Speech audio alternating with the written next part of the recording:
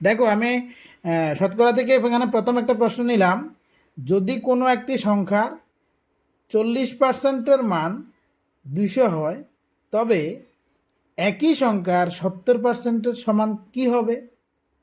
দেখো এই প্রশ্নটা আমি একদম শর্ট মেথডে কিভাবে বের করা যায় ভ্যালু, সেটাই বের করার চেষ্টা করছি।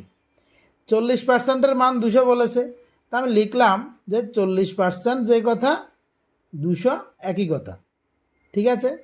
সেখান থেকে আমি 1%-এর ভ্যালুটা বের করে নিলাম।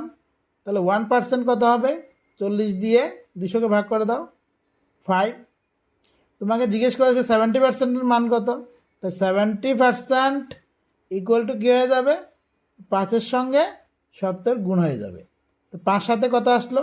35, তার মানে 350, অর্থাৎ সি নাম্বার অপশান কারেক্ট, ঠিক আছে।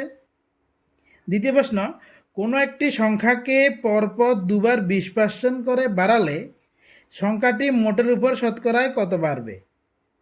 দেখো আমাকে একটা সংখ্যাকে পরপর বাড়াতে বলেছে দুবার। প্রথমবারে 20% বাড়িয়েছি, তারপরে যেটা হয়েছে সেখান থেকে আবার 20%। কীভাবে করব?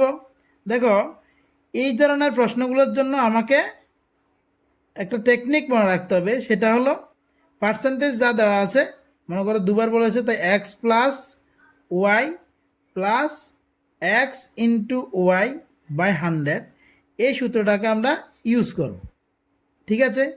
দেখো যেহেতু আমাকে বাড়াতে বলেছে, তাই 20% যদি বাড়াই, 20 প্লাস 20 প্লাস 20 ইন্টু 20 বাই 100, বলে আমি দুবার আমি 20 কেন নিলাম?